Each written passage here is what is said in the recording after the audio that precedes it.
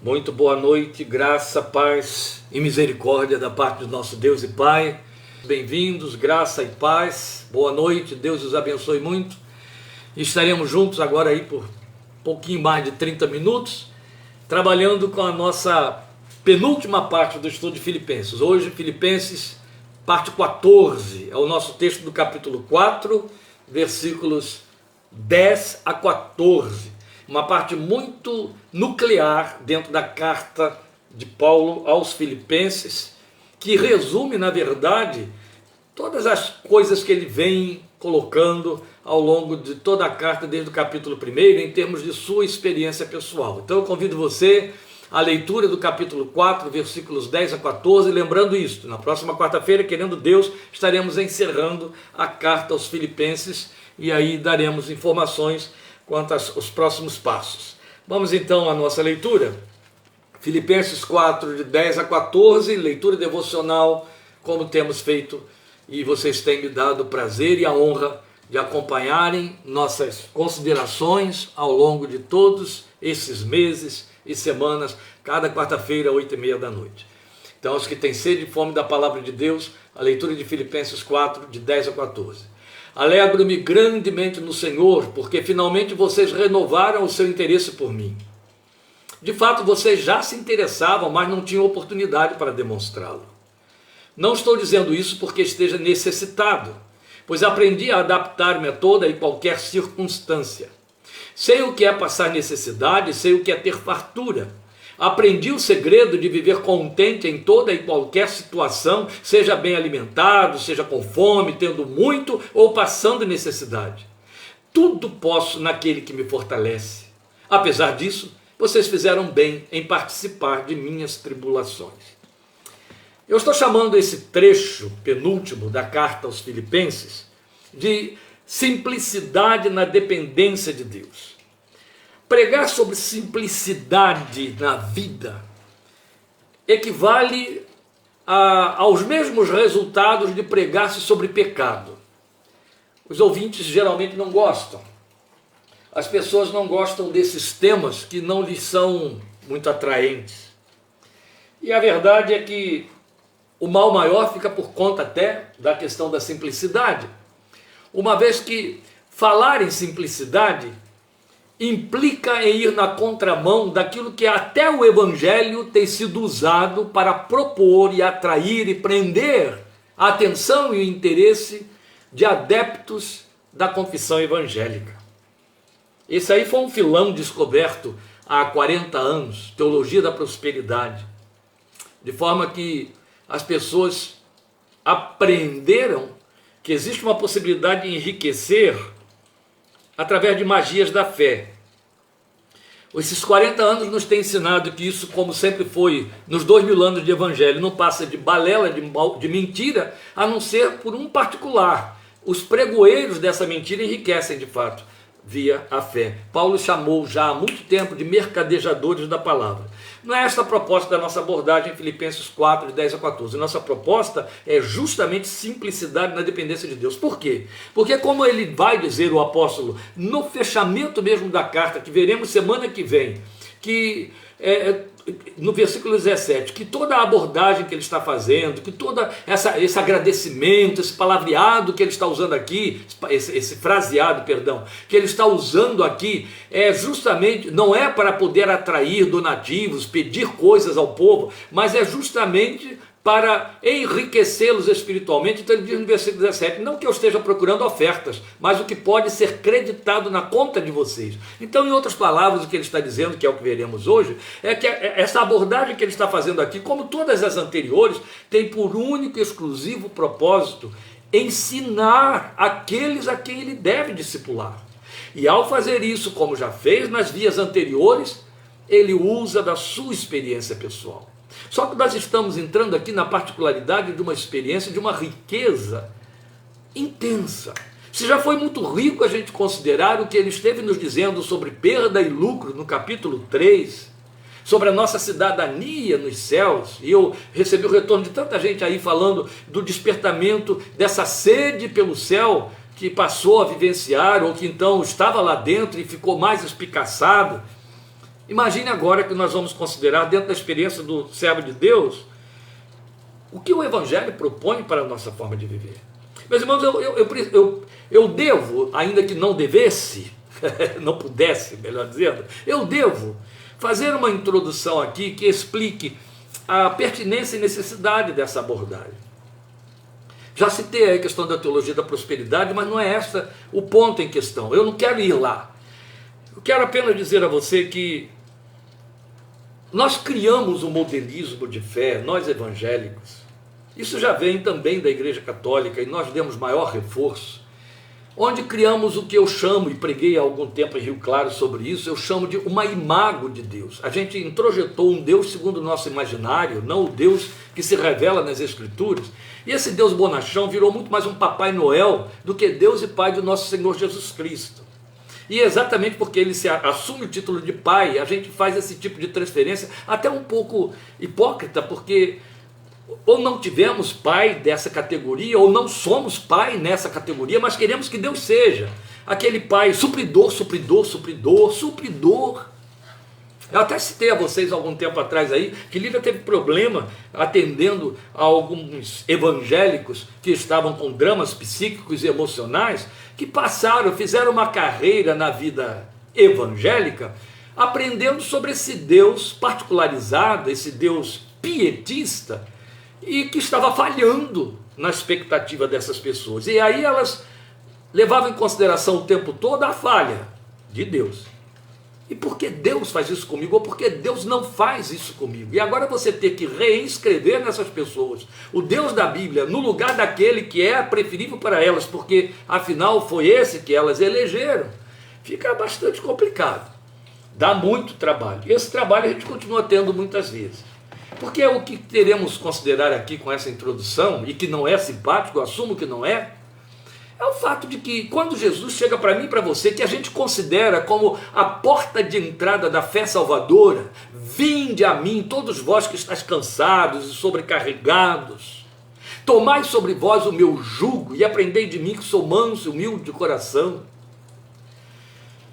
porque o meu jugo é suave, o meu fardo é leve, e vocês encontrarão descanso para as suas almas. Quando Jesus faz essa porta de abertura nesse seu convite, e é um convite, vinde a mim, ele está nos fazendo uma proposta que é toda a proposta da fé evangélica.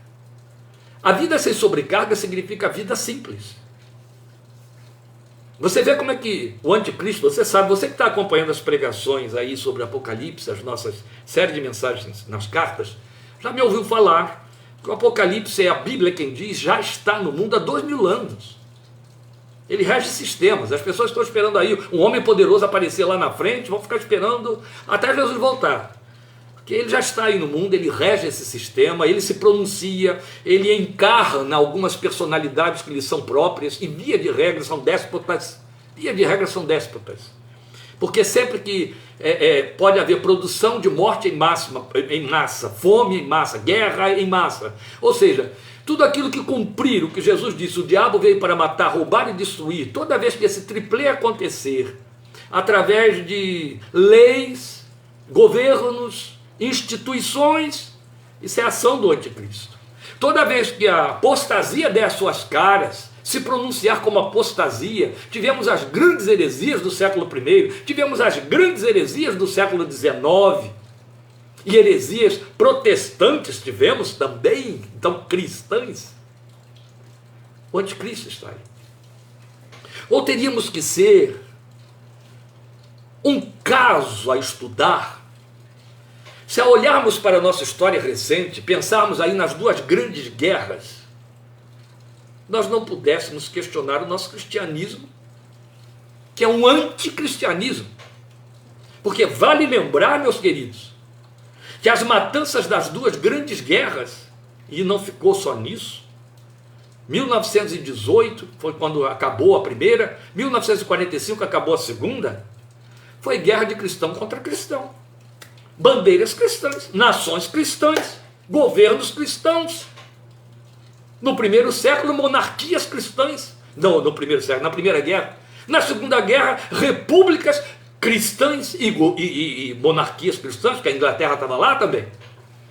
Cristão contra cristão.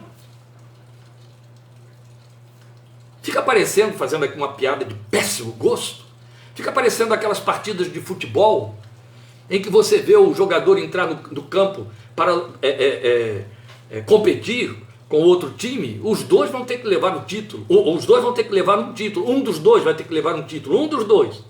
E cada jogador de cada lado que entra, os evangélicos, levanta o dedo para cima, agradece a Deus ou ora, os católicos também oram. Imagine a cabeça de Deus, né? Porque ele teria que torcer para um time ou outro.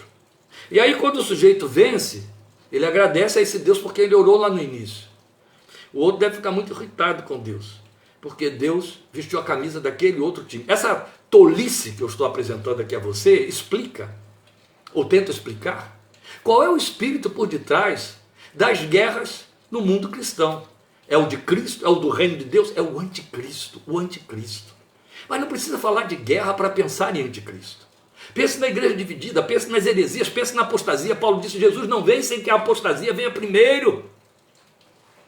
E quem vai fomentar a apostasia? O anticristo. O que ele vai fazer? Está escrito. Ele vai usar a Bíblia, a palavra de Deus. Vai usar verbetes bíblicos.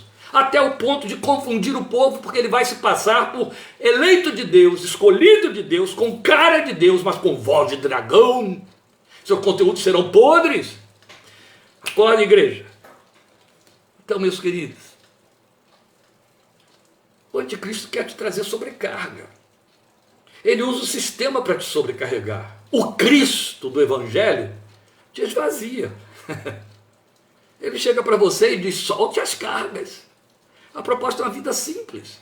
E Paulo nos dá hoje aqui a cartilha da vida simples, nesse texto que lemos de Efésios 4, de Filipenses 4, perdão, de 10 a 14. Simplicidade é o que ele está ensinando aqui para nós. E aí isso é um embaraço ainda para muita gente. E às vezes eu fico pensando, sabe, aquela oração lá dos jogadores de futebol, dos crentes que vão diante de Deus, atolados de complicações, de complicadores na vida, atolados de complicadores na vida doméstica, atolados de complicadores de dívidas, etc., pedindo a Deus que os ajude a pagar as suas dívidas, a resolver o problema lá da confusão em que se meteram os seus filhos.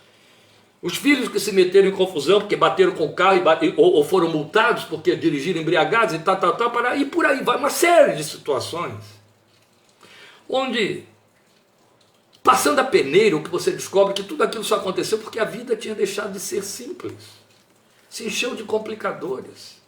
O homem correu atrás de títulos, etc., procurou, tem que se suprir, tem que ter, tem que bastar, tem que. Alguém disse para ele que tem que. Ele creu e fica dizendo a Deus, me ajuda a conseguir ter isso, ter. E depois se arrebenta todo, desgraça a família, desgraça a própria vida, desgraça a saúde, desgraça a psique. Eu disse, esse argumento não é simpático. Porque no fundo, nós não queremos pedir a Deus, dá-me uma vida simples, senão ele vai dizer, tá bem, vou te esvaziar. O que a gente quer é, dá-me uma vida abençoada, tradução, me encha de coisa, Deus, para que eu possa dizer ao meu coração, alma, tens em depósito muitos bens para muitos dias, descansa, come, bebe, folga. Conhece essa linguagem? Foi Jesus quem a usou numa parábola.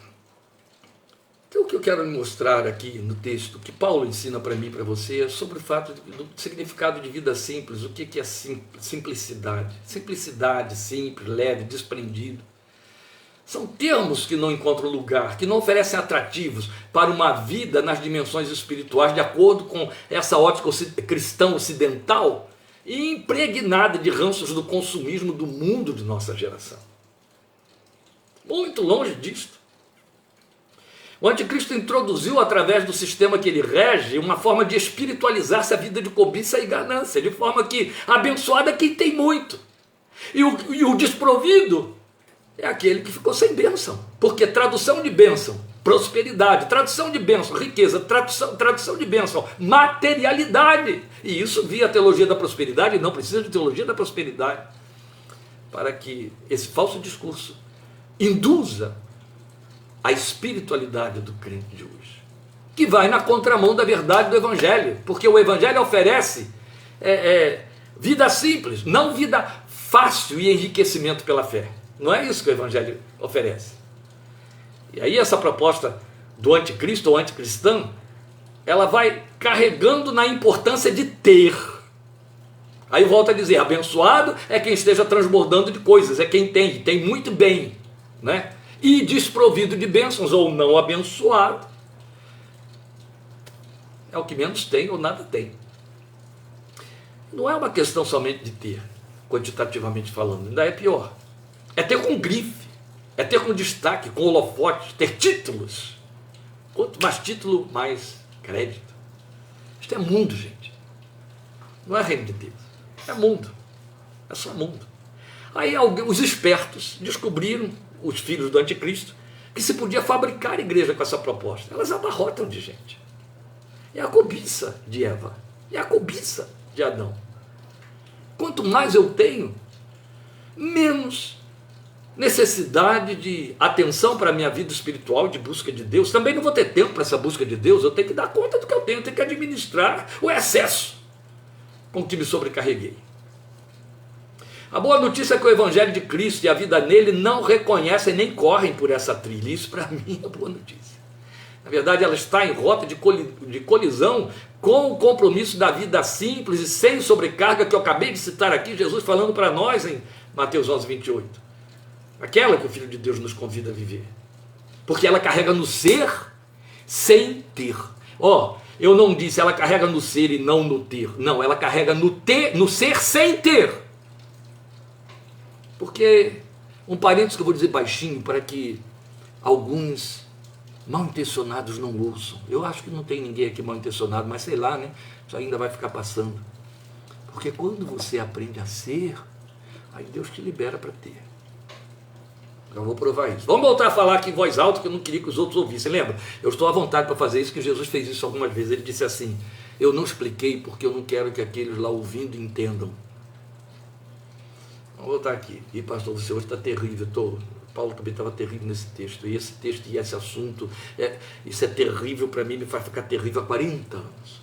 40 anos que eu prego, luto e escorraço com a teologia da prosperidade, e os seus pregoeiros eu chamo de anátemas, como Paulo me manda fazer, assumo que eles pregam outro evangelho, e lamentavelmente multidões os seguem, lamentavelmente.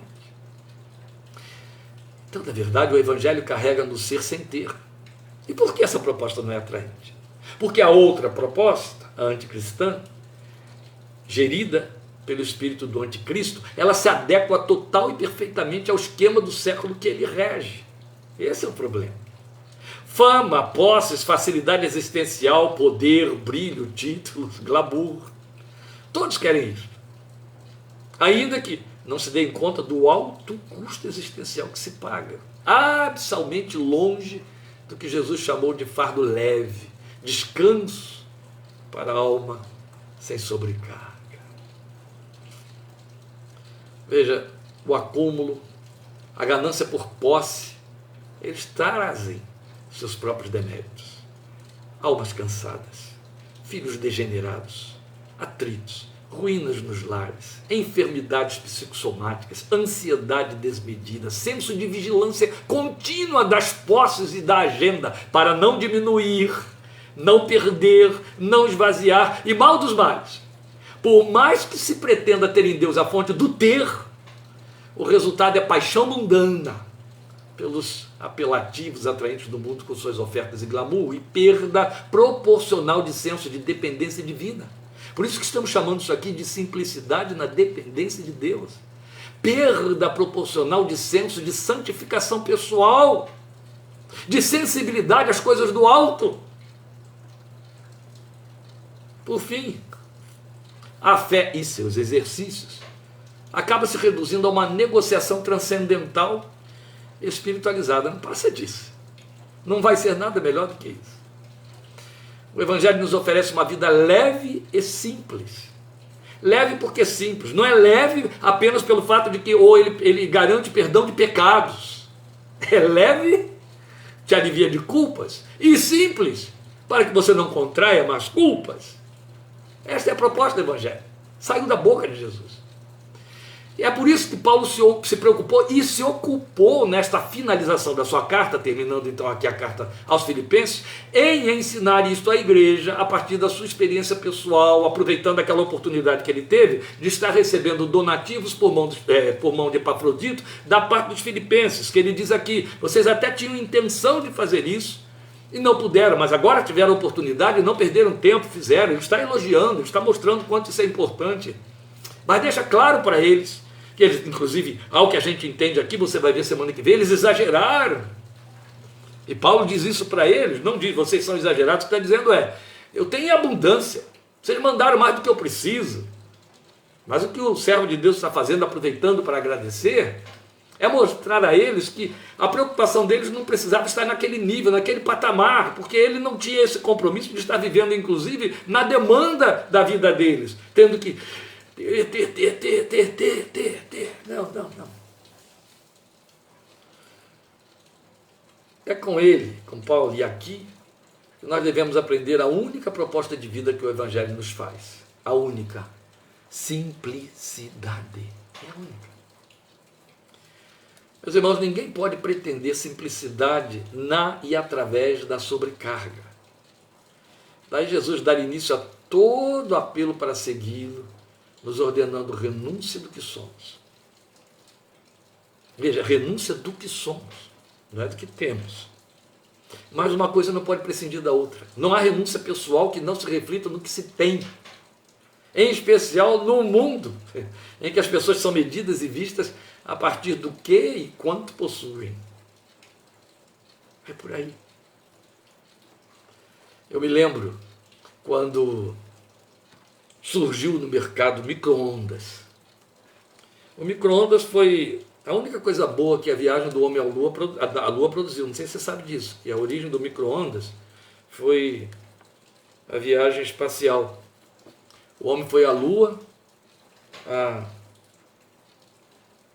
60 anos, quase atrás, né? Há 52 anos atrás. E além de trazer pedras de lá e coisa parecida, e ao longo de 52 anos isso não acrescentou nada à humanidade, e olha que eu sou um homem da ciência e amo a ciência, a verdade é que o benefício que a Apolo 13 trouxe para mim e para você foi a criação do micro-ondas. E eu me lembro então quando o micro-ondas se generalizou e se espalhou para invadir as casas, aí criou-se em paralelo os frigoríficos domésticos, chamados freezers. Você não podia ter um micro-ondas sem ter um freezer, porque o micro-ondas existia para você dar conta do que você punha no freezer. Eu lembro que uma grande organização missionária que bombava no Brasil e que tinha sua sede na rua da minha igreja, em Niterói, no centro de Niterói, eu lembro que o líder daquela grande organização de grande respeito nacional e internacional espalhou cartazes no salão da sede da missão, advertindo o povo. Meus irmãos, evitem sair correndo atrás dessas novidades e comprar micro-ondas, mantém lá o seu fogãozinho, etc., para você não ficar desperdiçando dinheiro e mais o que virá atrás disso aí, aquilo que é supérfluo. Você viveu bem sem ele até agora, continue sem ele. Eu só estou dando uma ilustração aqui. Eu tenho micro-ondas, eu já tive freezer, mas descobri que ele consome 30% a mais de energia, me desfiz dele. Eu tenho micro-ondas, eu uso micro-ondas, eu faço tudo isso. Mas eu só quero mostrar a você que na onda do micro-ondas tem um sem número de coisas que você pode muito bem dizer, eu posso passar sem ele, que a propaganda nos ensina coisa diferente, né? Não posso passar sem ele. Então Paulo descortina para nós a experiência da vida de dependência como sendo um aprendizado. Veja, ele mostra que é uma questão de adaptação. Volte ao texto e leia aí, por favor, o versículo 11. O que é que ele diz? Não estou dizendo isso porque esteja necessitado, pois aprendi, aí está o verbo, ele vai usar o verbo aprender, na minha versão uma vez só, na sua mais de uma. Aliás, na minha ele usa duas vezes, na sua uma só. Aprendi a adaptar-me a toda e qualquer situação, porque aprendeu. Qual é o resultado de quem aprende? Aprendeu, aprendi, já sabe, sei. Ele diz, sei, é como ele começa o versículo 12. Porque aprendeu, ele começa o 12 usando o verbo saber. Aprendi é o verbo que ele usa. Mas ele mostra que aprendeu o quê? Aprendeu a adaptar-se. É muito importante que a gente preste atenção no que ele disse aqui, porque essa questão de adaptação já foi dita, provada, a sociologia está aí para provar isso, que o ser humano é o animal mais adaptável que existe na criação, no planeta. O ser humano se adapta às coisas mais inóspitas. O pior é que ele não se adapta só ao que é inóspito. Ele se adapta ao que não é adaptável. Ele se adapta ao que é antivida. Ele se adapta ao que é antimoral. Ele se adapta ao que é desnecessário e danoso. Ele envenena o ar e respira esse ar e consegue continuar vivendo com o ar envenenado correndo nas suas veias, poluindo as suas hemácias. Então veja bem, quando ele fala de aprender, então ele não está dizendo que é uma reação natural do seu ser humano, uma reação natural, uma reação da sua natureza, que eu quero dizer. Não, ele está dizendo houve uma aprendizagem, houve um trabalho, um exercício, e o trabalho foi feito para que eu me adaptasse. Este é o ponto de divergência, este é o ponto de dificuldade, laço onde quase tudo quanto é crente tropeça. Porque ninguém quer passar pelo processo de se adaptar, muito menos uma aprendizagem para se adaptar. Deixa eu adiantar uma coisa para você. Não foi Paulo que virou autodidata de adaptar-se a toda e qualquer situação. Deus se encarregou de levar a aprendizagem dele. O Senhor Jesus como mestre, autor da nossa fé. É isso então que ele afirma no versículo 11, que ele começou aprendendo a adaptar-se às circunstâncias. E é bom que se diga, isso não significa conformismo. Adaptar-se às circunstâncias não é conformar-se, é diferente. Conformar-se é aquilo que eu acabei de citar aqui agora, falando aí de poluição e etc. A gente se conforma com propaganda enganosa, a gente se conforma com propaganda indecente, com imoralidade e outras coisas. No início a gente reage muito, a gente se conforma com mau cheiro, daí poluição, não é verdade? Depois não percebe mais que é mau cheiro, de repente até faz uma associação entre o mau cheiro e coisa boa, o mau cheiro então estimula reações positivas.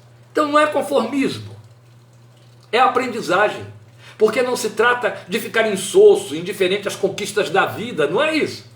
Mas se trata de ajustar-se com paciência e perseverança ao momento transitório daquela situação vigente, sabendo que o controle dela não está consigo mesmo. Por isso estamos chamando de simplicidade na dependência de Deus. Não está consigo mesmo o controle das circunstâncias, mesmo que pareça que tem a ver com o sistema, mas o controle não está consigo mesmo e nem com o sistema, mas com o Deus soberano que é responsável por aquele que nele confia e dele depende. Por isso, tudo isso aqui é uma questão de fé, vida de fé. Vida de fé é vida de confiança absoluta e dependência absoluta em Deus. E se eu confio em Deus e creio e dependo de Deus, a despeito de meus dons, talentos, tecnicismo, capacidades, títulos, diplomas, mas se dependo de Deus no exercício de todas essas funções, eu tenho de crer que Ele é o absoluto soberano para o exercício dessa minha vida. E é Ele, então, que me leva a exercer paciência e perseverança. É Ele que quer que eu exerça, que eu apresente esses frutos de paciência e perseverança nesse momento transitório, porque se é circunstancial, é transitório. Paulo está falando que são situações circunstanciais. Ele conduz. É uma questão de saber ter e não ter, e é isso que ele vai nos dizer no versículo 12, porque aprendeu a se adaptar, ele agora estava apto para saber ter e saber não ter. Mas eu errei a ordem. Vá ao versículo 12 e veja: sei o que é passar necessidade e sei o que é ter fartura. Então o que ele está dizendo? Sei o que é não ter e sei o que é ter. A ordem é essa. Primeiro ele começa com não ter para depois ter. Então isso é muito bonito. O que temos aqui então é o outro ponto, questão de saber ter e saber não ter. Não é saber quando tem e saber quando não tem, é saber não ter e depois saber ter. E por que a ordem é essa? Saber não ter para depois saber ter. Então o que ele está nos revelando aqui no versículo 12 é que essa aprendizagem de que ele falou lá no versículo 11, de adaptação, ela passa pelo processo de saber não ter e de saber ter. E ele começa nesta ordem, do não para o sim. Ficou claro isso aqui. Não se trata de ter ou não ter, mas saber não ter para depois que se tem, saber ter. Meus irmãos, isso é uma equação inteligente. É simples e inteligente. Ela é tão simples e tão inteligente que atrapalha muita gente. Então Jesus aludiu a esse processo aí quando ele ensinou numa das suas parábolas: foste servo bom e fiel, foste fiel no pouco, sobre o muito te colocarei. Você já ouviu essa expressão? Ela se repete em outras parábolas, ela se repete nos sinóticos. Foi Jesus quem a disse. Bem está, servo bom e fiel, foste fiel no pouco, sobre o muito te colocarei. Podemos até, sem perigo de pensar em meritocracia, acrescentar aí uma conjunção.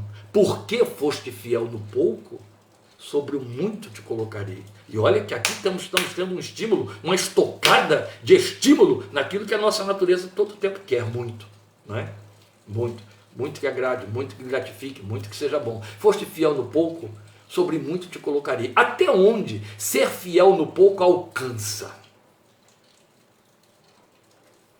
Quais são os possíveis significados de ser fiel no pouco? Eu não quero nem considerar aqui o que é pouco, eu já falarei disso daqui a pouco. Mas eu quero que você pense até onde o significado de ser fiel no pouco pode alcançar. É ser fiel a Deus nesse pouco? Seria ser fiel na forma de usar e viver o pouco?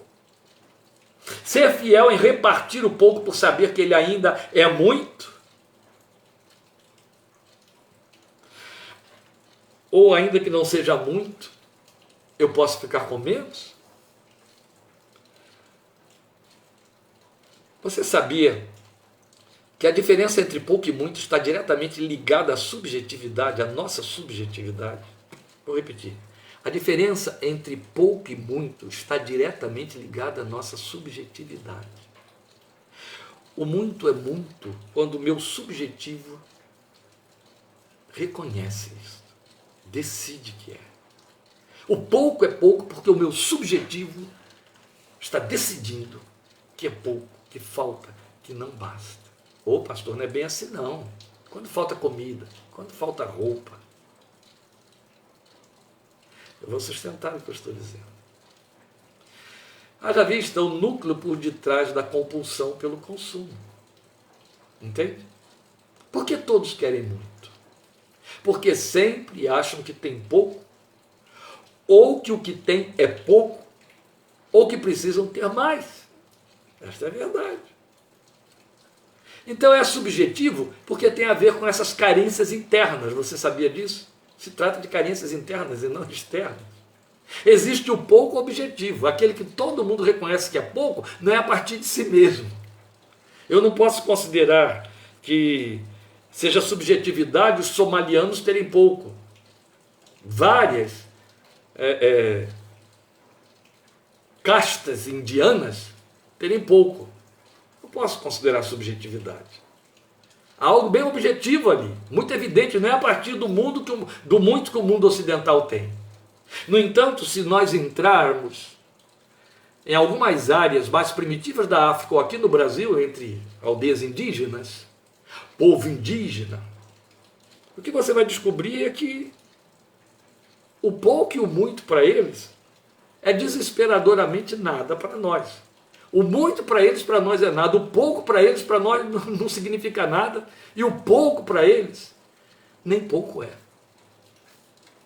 É desse jeito que funciona lá. Então, o que estávamos dizendo é isso. O núcleo por detrás da compulsão pelo consumo é que fortalece essa subjetividade. Os consumistas compulsivos, eles atendem a uma fome psíquica, fome de ter coisas, que eles não sabem ser a causa da sua busca desenfreada e desastrosa por comprar, comprar e comprar. Não sabem. E aí, é claro, ele vai ter a seu favor, meu Deus, todos os brilhos, lantejoulas, holofotes, propagandas, jargões, verbetes e etc., que a mídia propulsada pelo anticristo para trazer sobrecarga e destruição engendra. Eu conheci um homem que jamais abriu um laptop para usar na vida, embora fosse alguém de alta categoria em termos de escalão social na atividade que exercia. Nunca abriu um laptop na vida, mas ele tinha 8 aparelhos novos em sua casa, dos quais 2 estavam embalados, ele só tinha aberto 6, não é que ele comprou 8 de uma vez. Cada vez que saía um novo no mercado, ele comprava, e às vezes não tinha nem tempo de abrir para ver. Ele tinha visto na vitrine, agora ele estava satisfeito, ele comprou e estava lá na sua casa, no seu escritório, empilhado lá. Ele chegou a somar 8 laptops. E ele dizia, por que eu faço isso? Ele me perguntava, por que eu faço isso? O que ele dizia é que ele comprava porque não resistia ao lançamento de uma marca nova no mercado. Mas eu lembro bem da dificuldade que ele tinha de entender o porquê fazia isso. Porque não sabia não ter, jamais saberia ter. Havia uma compulsão de suprir uma fome psíquica que ele canalizou para um objeto do desejo que se chamava laptop. Entende? Por isso que é subjetivo. Agora vamos perceber a metodologia do aprendizado de que o apóstolo fala.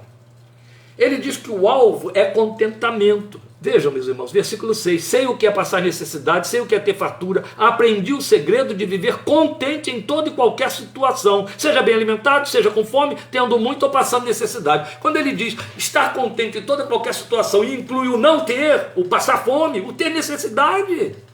Ficar contente por não ter e ter necessidade. Mas o que ele está dizendo é aprendi a ficar contente.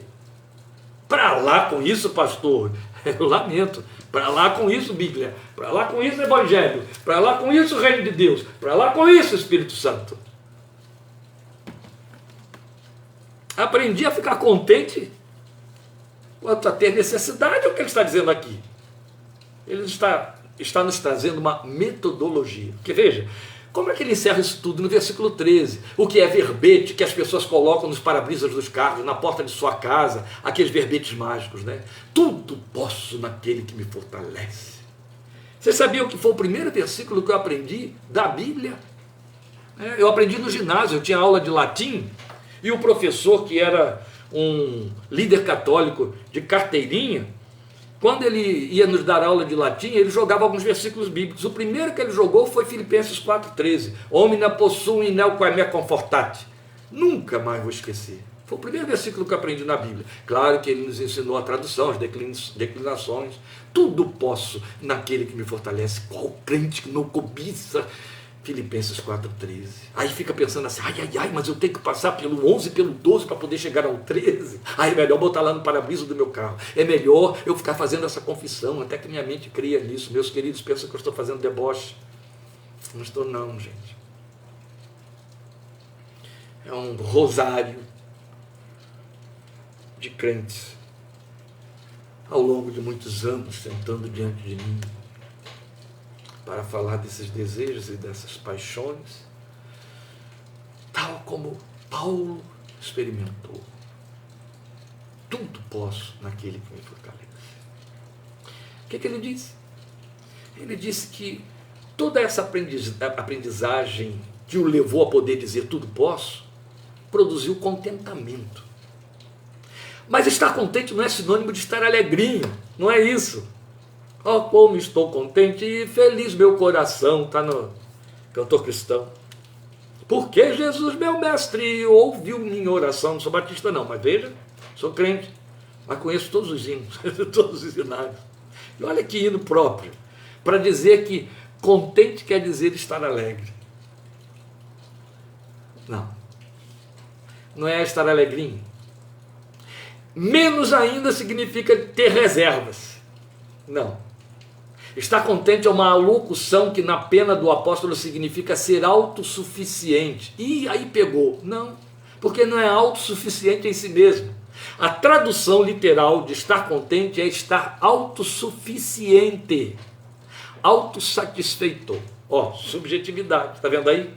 Não em si mesmo, mas por estar contido, porque esta seria outra tradução para o contente.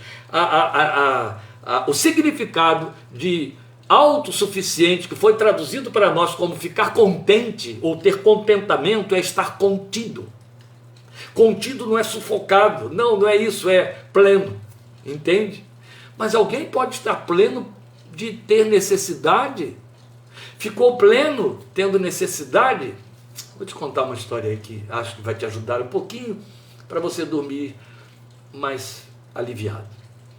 Na verdade, o que ele está dizendo aqui, que não é autossuficiente em si mesmo, mas contido. E esta é a razão porque a conclusão que ele faz é essa retumbante do versículo 13.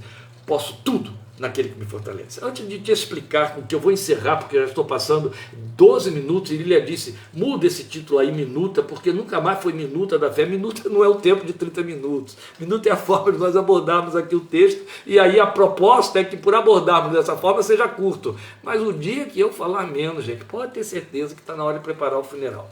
Então veja bem, estou passando 10 minutos, mas olha, eu também não jantei, então se eu posso ficar com fome, você também pode, tá bom, vamos voltar aqui. Antes de considerar o tudo posso, veja, eu passei por uma experiência na minha vida de fé que me marcou. Se não tivesse me marcado, eu não estaria contando para você. Quem me conhece, que anda comigo, que já me ouviu aí nessa peregrinação, 25 anos por púlpitos alheios, conhece essa história, porque todas as minhas histórias eu conto para todo mundo, são marcas de Deus na minha vida. Mas eu lembro que quando eu estava no meu último ano de seminário, eu tinha desabado de um nível profissional, estaleiro, com um super salário, ocupando as últimas instâncias lá de promocionais das faixas que eram possíveis para a minha formação técnica, construção naval. Ganhava muito, e aí abri mão de tudo para ir para o seminário, etc. De muito fiquei sem nada. E aí, quando cheguei no meu último ano de seminário, as reservas que foram garantidas para o sustento de meus pais se acabaram, evidente. E aí eu comecei literalmente a viver como até hoje, do estímulo, do apoio, do incentivo daqueles que acreditam no meu ministério e que me querem livre para continuar servindo. E aí vão ministrando na minha vida, dividindo o seu não ter. E o que aconteceu é que naquele ano, no último ano, minha mãe adoeceu muito. E aí eu passei a ter dois problemas.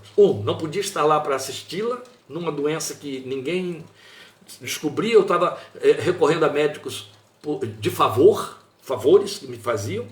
E a outra por não ter dinheiro nem para cuidar de coisas básicas, como uma alimentação mais sólida, coisa melhor. Só que eu tinha a última devolução de imposto de renda que teria de chegar naquele ano para mim. Era a última devolução, que não era grande coisa, mas seria o suficiente para suprir a casa, cobrir a falta que estava acontecendo. E acontece que chegou o prazo da entrega devolução do dinheiro do imposto de renda. E eu sempre, foi meu método, minha filosofia de vida espiritual, nunca disse a um ser humano, a carne e sangue, estou precisando de dinheiro. Nunca pedi, nem para projetos que realizei ao longo da vida. Sempre falei com Deus e é o melhor ouvido que tem. Ele sempre resolveu o problema, ele sempre pagou minhas contas, glória seja o seu nome, porque é com ele que eu resolvo isso. A vida inteira ensinei isso às minhas filhas e à minha esposa.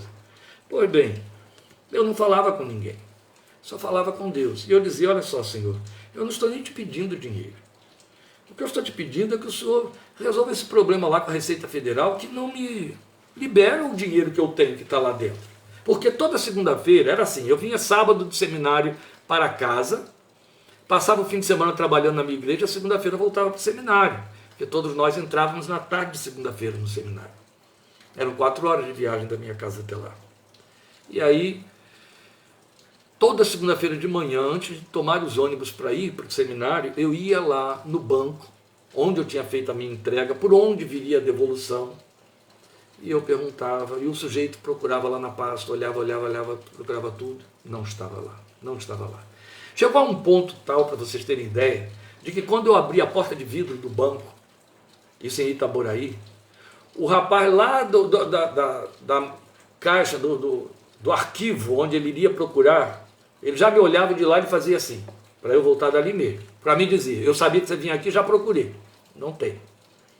Uma dessas vezes, eu estava lamentando com Deus que minha mãe estava muito pior, muito.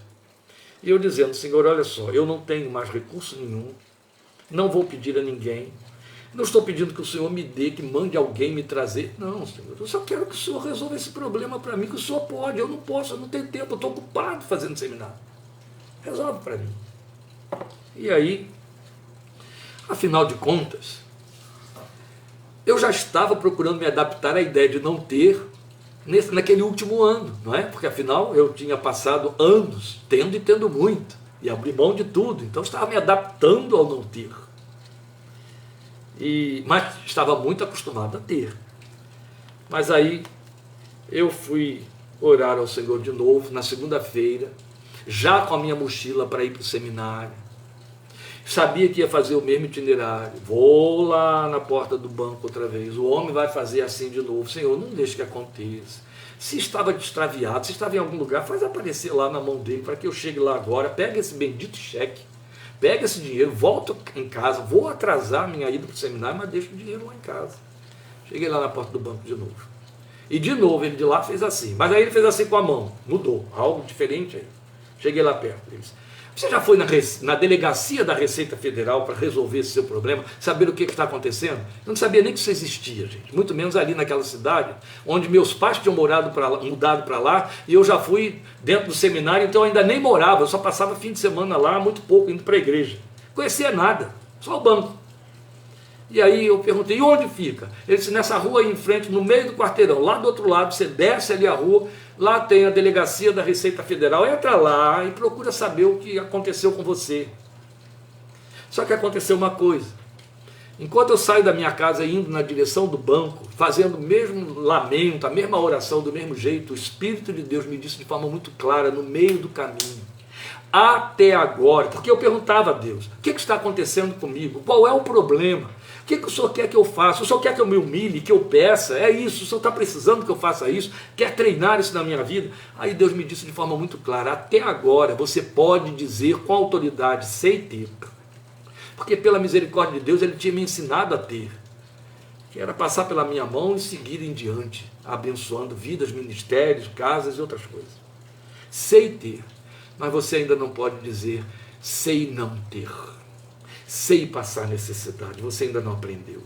Eu estou te treinando nisso. Então, quando eu saí dali, daquele momento de oração, eu fui dizendo, então, Senhor, vale o Senhor fazer o que quiser fazer. O que o Senhor desejar, faça como bem entender. Mas eu vou lá de novo, eu preciso ir. Foi quando o homem me disse, vai lá na delegacia da Receita Federal. Atravessei a rua e fui. Quando cheguei na porta, que era uma porta de vidro, e eu vi uma senhora, jovem ainda, atrás de um balcão, uma distância da porta de vidro até o balcão de 2 metros, não mais. Então, fiquei ali muito perto dela, do lado de fora, era ar-condicionado. E ela fez assim, para eu abrir a porta. Eu empurrei a porta. Quando eu empurrei a porta, da porta, não fui lá no balcão, porque eu estava com a mochila, já estava atrasado para pegar o ônibus. Eu só queria saber uma coisa com você, eu posso aqui pegar informações a respeito de extravio, ou por que não veio a devolução do meu imposto de renda? Aí ela perguntou, qual é o seu nome? Aí eu disse, Kleber Jorge, ela falou o resto sozinha. Gonçalves Alho, o senhor existe? Eu olhei para ela, como é? Aí ela tirou um envelope, que ela já tinha ali por perto, cheio de carimhos. Banco do Brasil, devolvia para a Receita mandava para o Banco do Brasil devolvia para a Receita, eu entendi tudo, eu tinha acabado de ouvir ele dizer, eu estou te ensinando a não ter. Entendeu? Tudo posso naquele que me fortalece, é o sonho de consumo de todos, poder tudo. Mas escuta, com todo o risco de você, se tiver esse verbete pregado na parede da sua casa ou do seu carro, querer arrancar agora. Cautela. Qual é o alcance real da mensagem exarada aqui em Filipenses 4:13? A ênfase está em quem faz o quê? Entende? Quando a gente olha com nossa natureza carnal cheia de cobiça, de consumo de ter, para Filipenses 4,13, a gente pensa na primeira pessoa do presente, do singular, primeira pessoa do singular, o verbo no presente. Tudo posso. A ênfase está em mim, a ênfase está em Paulo. Tudo posso. Não. Errado. A ênfase está em quem faz o quê? É o predicativo que vem depois. Tudo posso naquele que me fortalece. Cristo me dá forças para poder tudo isto. O que é o tudo? Cristo me dá forças para poder tudo isto. Este contentamento, essa capacidade de adaptação quanto a todas as circunstâncias, esse aprendizado quanto a não ter e quanto a ter, que me satisfaz. Ai, pastor, que decepção! Passei 35 anos, 40 anos do Evangelho, acreditando que um dia eu chegaria em Filipenses 4,13, tudo posso naquele que me fortalece, de maneira que eu estalar o dedo, a montanha pela fé ia se afastar, eu ia trocar meu Fusca por um Honda. Meu amado, a ênfase está em quem faz. Quando Paulo diz tudo posso, tudo se refere ao que ele te contou nos versículos 11 e 12. Estar contente, isso é tudo posso estar contente, posso ter satisfação nessa adaptação quanto a ter e quanto a não ter, para ter, porque primeiro a gente aprende a não ter, porque se não aprender a não ter, não aprende a ter, e queremos pôr os carros na frente do boi, e queremos atropelar tudo, e esta é a razão de lamúrias, lamentos, queixumes, e gente correndo atrás de profetas e profetisas para profetizar bênção, libertação, prosperidade, contratos, e etc, vão meter a vassoura e varrer isso tudo para o lixo do quintal, meus queridos, porque não é isso não. É Ele que me fortalece para que eu possa ter contentamento e satisfação em todo esse processo de aprender a ter uma vida simples, que é a única em que reside dignidade para o Evangelho, ou do Evangelho, ou no Evangelho do meu Senhor, que é simples. Daí Ele ter dito para mim e para você, sejam simples como pombas, prudentes como serpentes. Eis aí o sentido. É a que o tudo posso, no versículo 13, se refere. A pessoa de Cristo é a suficiência primeira e última. Isso tem tudo a ver com a mensagem do apóstolo em 2 Coríntios 3, 5 e 6. Nossa suficiência vem de Deus, Ele nos capacitou a ser. Ele encerra o versículo 5 de 2 Coríntios 3 dizendo assim, mas a nossa suficiência vem de Deus. O versículo 5 todo vai dizer, não que por nós mesmos possamos alguma coisa, mas a nossa suficiência vem de Deus, e na primeira linha do versículo 6, é Ele quem nos capacitou a ser. A suficiência vem daquele que é suficiente para nós, é a satisfação da minha fome interna, é a plenitude da minha necessidade de ter, e então, nele eu tudo posso, Ele me capacita a ser. Glória ao seu santo nome. A vida em Cristo, meus queridos irmãos, ela tem como proposta contentamento nele. Não importa a direção em que sopram os ventos, de jeito nenhum. Jesus é a fortaleza, Jesus é o esconderijo, Jesus é a rocha da nossa vida, é o controlador soberano das circunstâncias, Ele que gere, é o gerente da nossa realidade.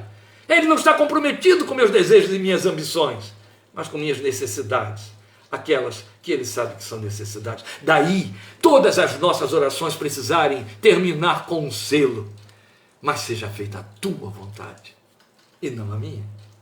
Ele é nossa suficiência para termos e para não termos. Quando não temos, Ele nos supre. Quando temos, o suprimento vem dEle. Porque importa ser.